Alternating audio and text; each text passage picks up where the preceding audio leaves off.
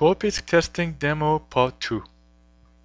This phase of the testing is only for Solitaire variants that have been the winners of the competition from Torpisc testing demo part 1.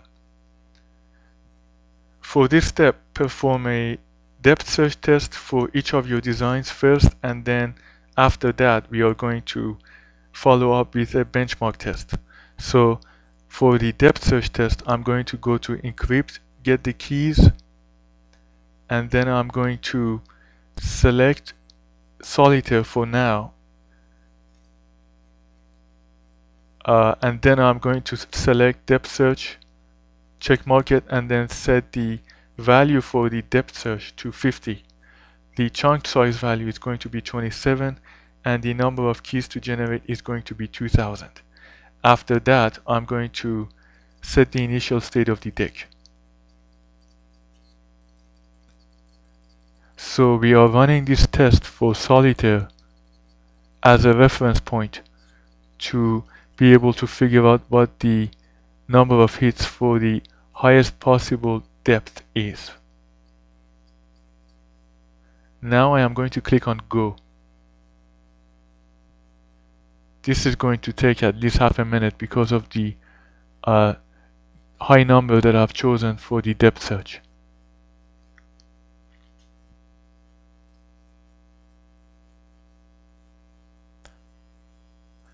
Once I get the results, I am going to browse through them and count, but only count the highest depth.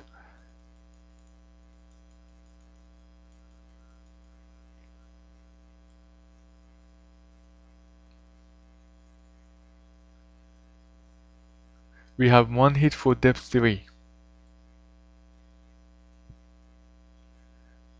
1 hit for depth 4, so I'm going to forget about depth 3 now.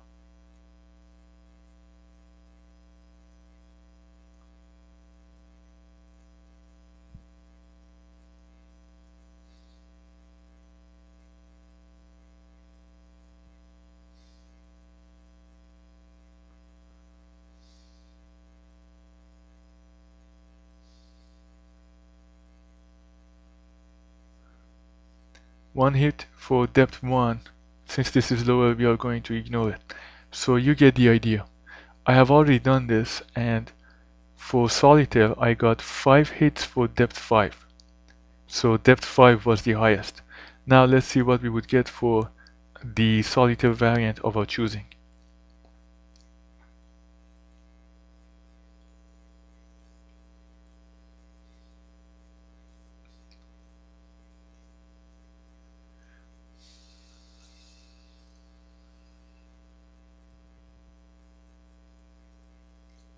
I am going to click on Go again.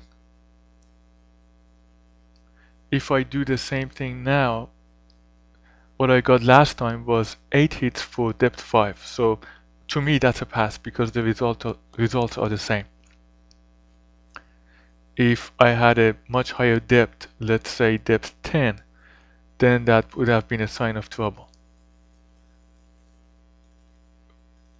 But if you go through it, you would see that that is not the case. So this tells me that the results for the Solitaire variant of our choice is a pass.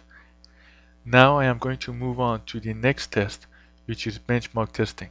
Before I do that, I need to prepare the output results for it. So I am going to go to encrypt text and generate an output. I have already done this, so I'm going to speed this up by showing you my input and outputs. That's my input. I'm going to place the whole thing inside the input box. But to speed up this demo, I'm not going to do that. I'm just going to paste part of it in here. And I'm going to turn off the stealth mode, set the initial state of the deck,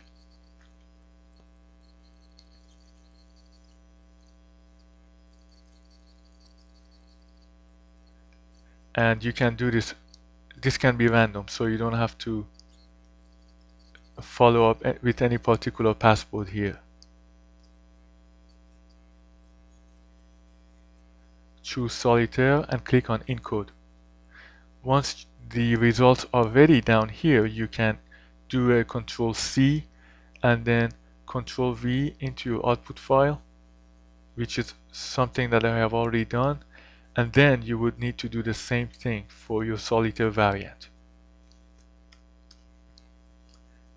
So you would go here and write down your, select your design.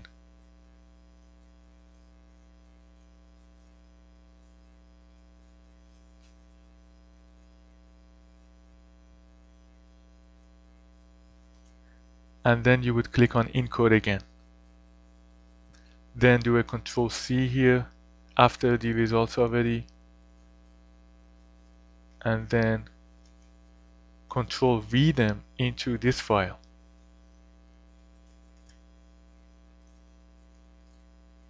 So now that the files are ready, we need to do a benchmark test on them. So go to Encrypt Benchmark.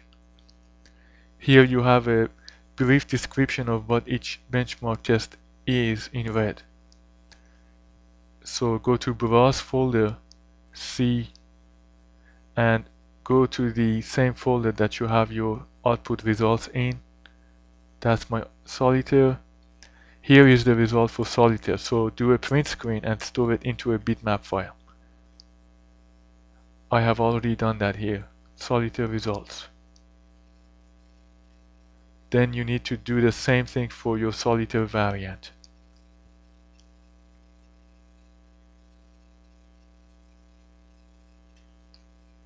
Print screen and then store here.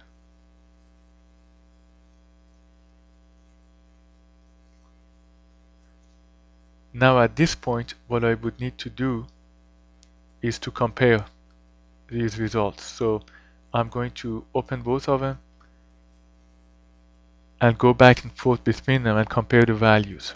If you do that, you would notice that we get better results for the Solitaire variant of our choosing for every single test except for the Monte Carlo value for pi, which shows the same results.